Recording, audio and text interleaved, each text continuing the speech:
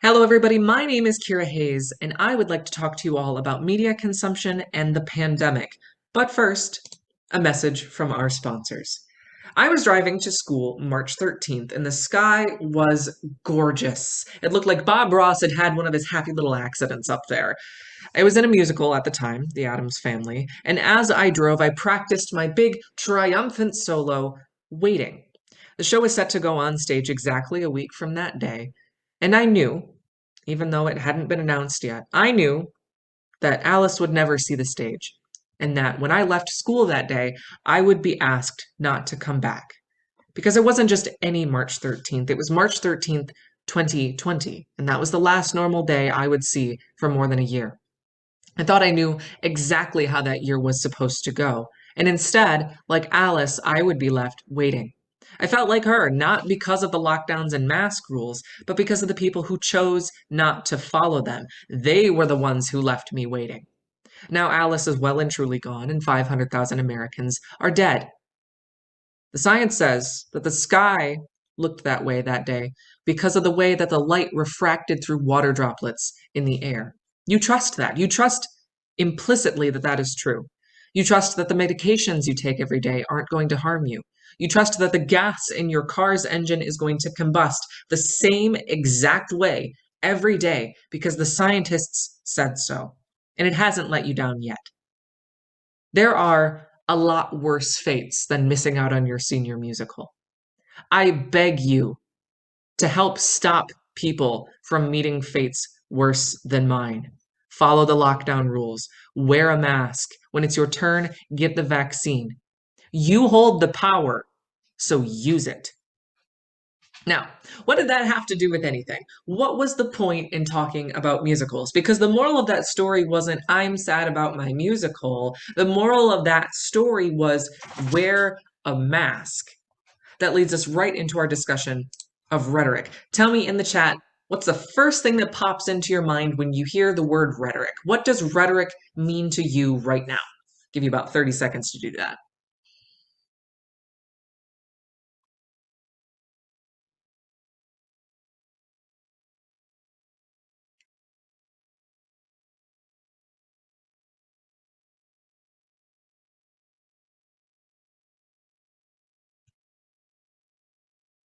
Okay, I like what I'm seeing so far. Politics, language, speech, and those are the things that you should be thinking of when we talk about rhetoric.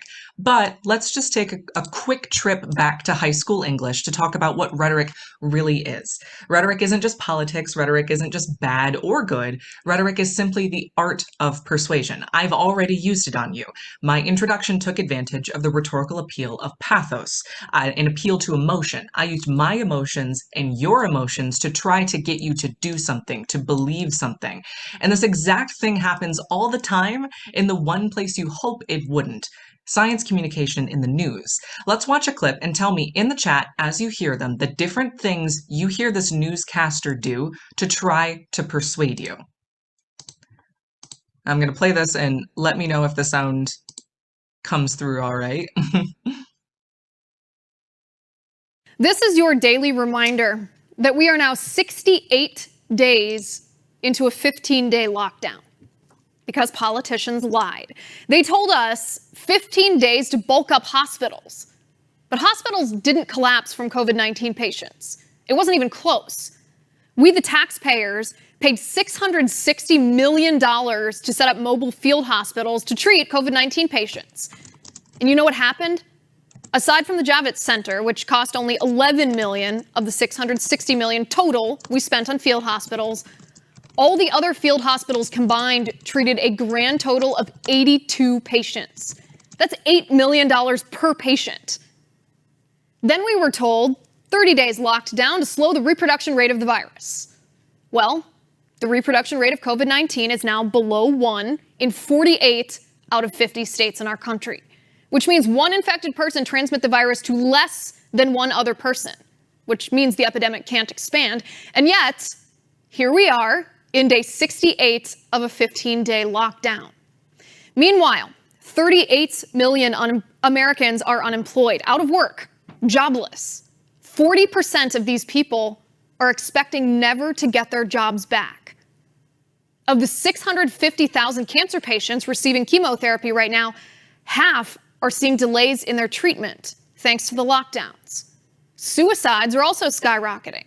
Calls to suicide hotlines have spiked by 1,000% in some places. And what does the science say? The science says young kids are 20 times more likely to die from the flu than to die from COVID-19. And yet, kids are still locked down. A scientific study from Dr. Thomas Meunier shows that lockdowns in Western European countries had zero impact on the epidemic curve. I repeat, the lockdowns had negligible statistical impact because individual social distancing was enough on its own. And yet, here we are in day 68 of a 15-day lockdown. And instead of looking at the science and adjusting their policies, the political policies accordingly, guess what politicians are doing? This weekend, police in a truck with lights flashing forced my family and me to stop sunbathing at the beach. We were 20 yards away from anybody else, minding our own business. But nope, apparently standing tossing a ball on the beach is okay, but laying on a towel on the beach is not okay. Please tell me the science behind this. If you're standing, the virus can't spread, but sitting kills granny? And by the way, the reason we were sunbathing on Sunday is because the police were not enforcing it on Saturday. What changed between Saturday and Sunday? Obviously, nothing. 68 days into a 15-day lockdown, and politicians are still lying about the lockdowns. Lockdowns aren't helping fight COVID-19. Lockdowns are hurting people, period. Now, looking in the chat, I'm seeing some really good stuff in here. So fear, belittling efforts, ignoring the real statistics, giving a really political speech rather than addressing what's actually happening. And yeah, a lot of what OAN tends to say is misleading, unscientific, and at its worst, provably false. But the things you're pointing out, saying a lot of numbers, we don't know the entire evidence because she seems biased, absolutely. And that's what they excel in, rhetoric. So here's what I caught, and we caught a lot of the same things, but I also want to talk about some other things that I caught when I watched it. So enumeratio, the sections where she lists off a bunch of disconnected statistics specifically to leave you dazed and confused. That's the saying a lot of numbers thing, using we and our, those plural personal pronouns to try to create an in-group. We are being slighted by them. The straw man, literally no one is saying that sitting or standing is the problem, but if you represent the argument that way, it is much easier to defeat. And finally, begging the question. She also does this in that same beach section, asking a question that is so biased as to have only one answer. These are the things that I caught myself. In 3 minutes, she does all of this, and some of these things she does repeatedly. In 3 minutes, she crams in all of these appeals with the specific purpose of eliciting an emotional reaction, the same way I attempted to at the beginning of this presentation. Now I'm going to use some more rhetoric on you. Procatalepsis. It is a technique where the speaker will directly address problems and common arguments to get you to move on. In fiction, this is sometimes called lampshading, where the author will directly address cliches and plot holes so you'll just stop talking about it. It can also be used in good faith, and it's often preceded by a phrase like, "Now I know what you're thinking." Now I know what you're thinking. OAN is not representative of real mainstream news. They're hard right, they're kind of kooky, and yeah, that's true. You won't often see NBC endorsing conspiracy theories the way OAN does. Here's 2 headlines of them being a little something. But you will see NBC, a well-respected, very mainstream network, doing this. Oh, sorry. It happened in Juneau, Alaska. 10 minutes after receiving the Pfizer vaccine yesterday, a healthcare worker rushed to the ER with a severe rash and shortness of breath. Her heart rate was elevated, and she had a red flushed rash over her face and torso.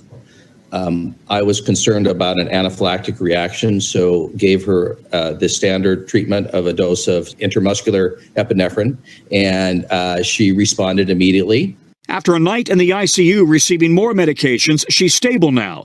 Doctors say she had no known previous allergies, unlike 2 people in the UK who also developed severe allergic reactions. Tonight, caution from Dr. Fauci. If you have a history of a severe allergic reaction, you should either not take this vaccine, or if you do take it in the context of a place where if you do develop an allergic reaction, it could be readily and effectively treated.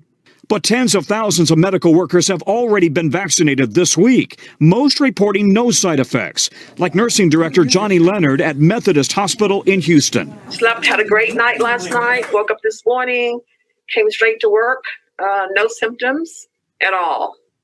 Feeling very normal.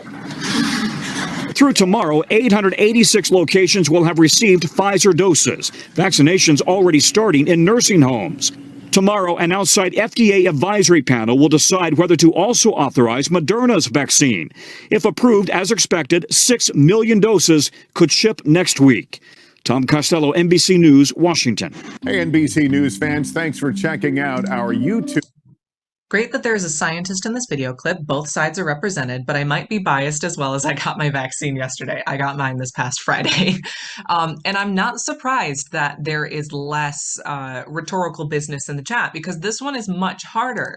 And that's because extremists are loud and the mainstream is subtle. I want to point to one thing in particular: the order of events. I want you to think about what the purpose was behind mentioning the bad, rare thing first. What was the purpose behind talking about the woman who had no prior issues having a freak allergic reaction first? It's fear-mongering. It's meant to scare you to keep you watching. That's why also we have the understatement.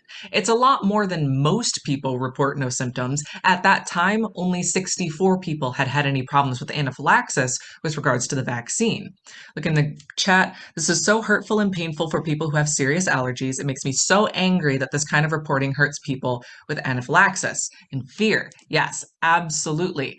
And here's the thing.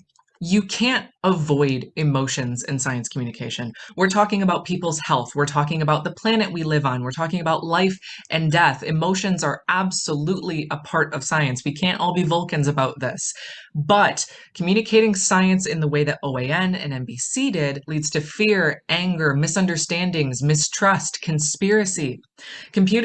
Communicating the fact that some people may have adverse reactions to a vaccine is absolutely important, but the way NBC did it wasn't good faith science communication. It was a rhetorical appeal to kairos, the right time and place. People are afraid, so they took advantage of this woman's story to keep you watching. Liz Wheeler in the OAN clip was trying to convince you that lockdowns don't work, which is a harmful stance to have since plenty of studies have determined that they do work. She emotionally manipulated you by trying to make you angry so you would agree with her. NBC, on the other hand, did relay a truthful account of a real thing that actually happened, but the way they said it wasn't great. It was fear-mongering, and that's not a great way to communicate science. Looking in here, fear and emotions are the real enemy during an anaphylactic reaction. Yeah, I would agree. Now, if I am to be believed, everyone is misleading or manipulating you, the world is ending, everything's terrifying, bust out your tinfoil hat and go hide under a rock. Calm down, everything's okay. Shutting down and ignoring the news or being skeptical to the point of ignorance is not ideal. So, what do we do? Well, first I want to talk about the fact, and I want to reiterate the fact rather, that rhetoric isn't innately bad. Rhetoric itself is a tool we all use, including for good. For example, here's about a minute of one of the most well-known American speeches of all time. And as we watch this, you don't have to comment it, but you can definitely think about it. Think about the techniques that we've discussed so far and how they're being used in this speech.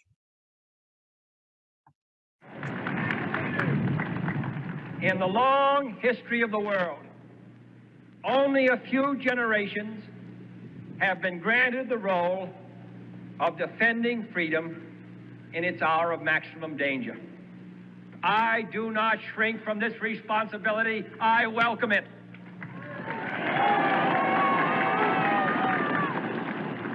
I do not believe that any of us would exchange places with any other people or any other generation.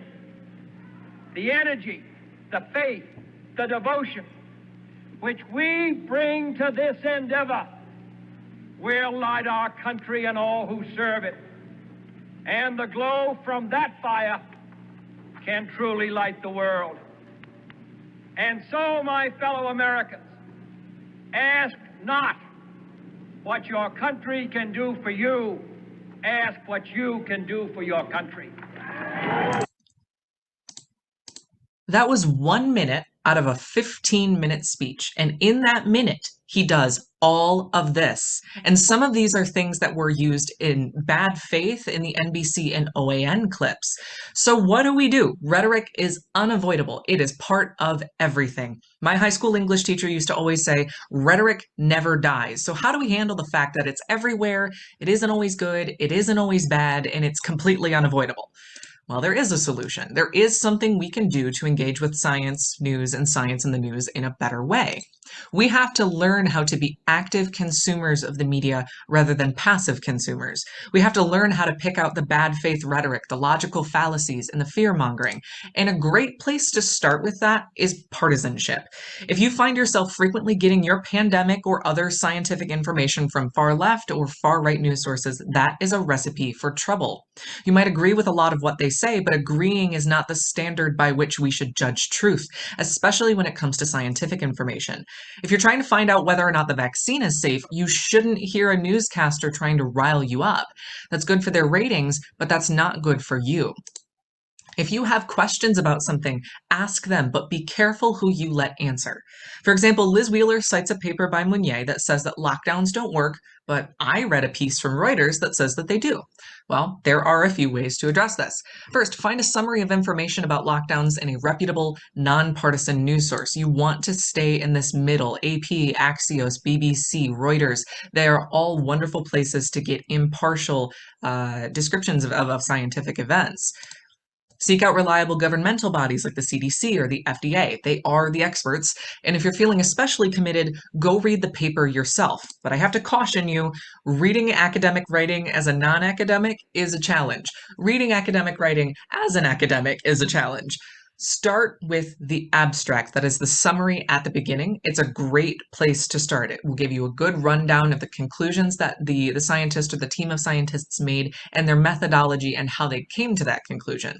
Speaking of methodology, go to the methods section and pay close attention to it and see if those methods are reasonable. Look for what other people are saying about the paper. If droves of people are saying that the researchers' methods are suspicious, they might be suspicious. Poke around and see if other researchers are coming to the same conclusion. This can help you determine reliability. In the case of the paper cited by Liz Wheeler, Meunier actually ended up being in the minority in his opinion that lockdowns in Europe didn't work, and a lot of people questioned his methods, which should be your hint that maybe his conclusion wasn't correct. When folks say trust science, they don't mean just trust the first paper you agree with. Rather, it means actively and intelligently seek out consensus. Be intentional in your search for answers. And finally, I want to take a minute to talk about logical fallacies. These are illegitimate arguments. These are arguments that aren't based on reason. They don't rely on logic. Thus, they are not valid points to make. If you're seeing a lot of these in the news you consume, it is time to go somewhere else for news. Logical fallacies include things like conclusions that don't follow the evidence. That's a non sequitur.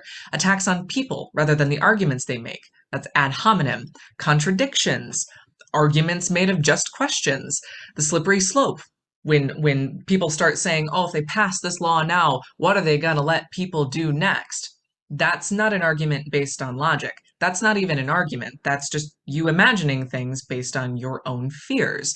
Appeals to tradition. And finally, I included it because it's fun to say, post hoc ergo propter hoc, or if after, then because, or correlation does not mean causation. I wanted to include this one because I wanted to talk briefly about the fact that it is the responsibility of the speaker to establish causation between events, not for them to say lots of things near each other and just let you imagine that they're connected.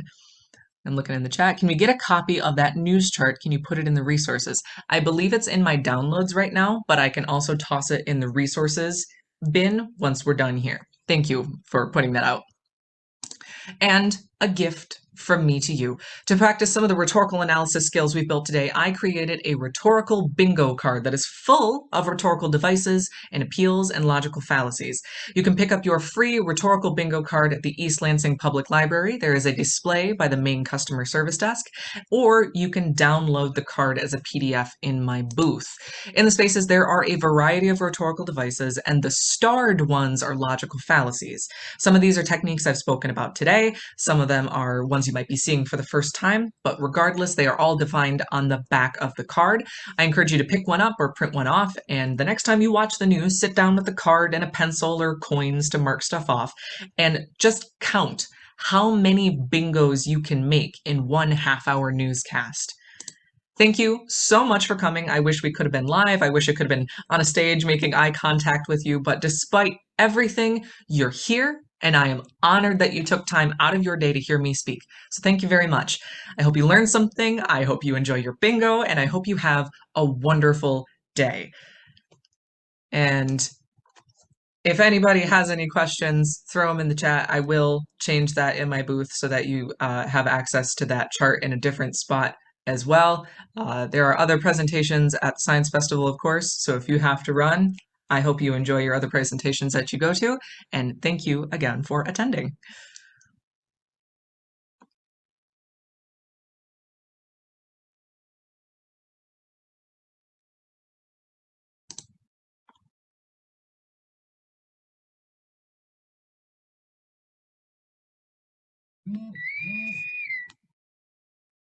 Sorry, I'm a bad presenter. My phone kept going off.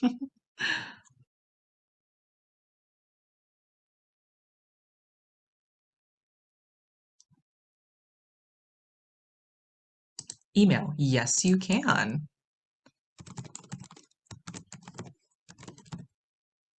There you go. It's so frustrating getting health info from the news. What can we do to ensure accuracy?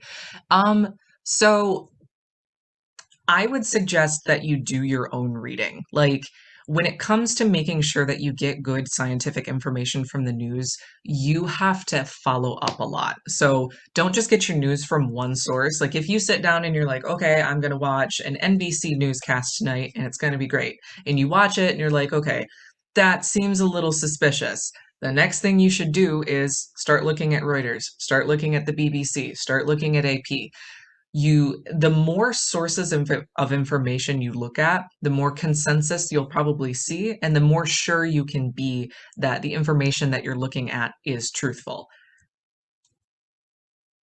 I always suggest that not just people look at both sides of the issue, but that people look at many sides, and maybe not even sides is the best word, but many sources. If you can find consensus, you're probably on the right path.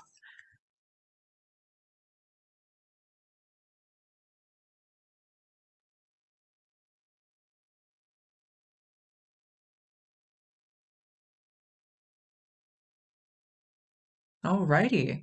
Well, if we have no more questions, I just want to say thank you very much, and I hope you enjoy the rest of the Science Festival. And make sure to stop by my booth to get your bingo card and to get your media bias chart. The link to the website that came from should be in the Word document that image is attached to. If it's not, I'll double check and make sure it's there so you can look at the associated website, because that website is also really good. Thank you again, and have a wonderful rest of your day.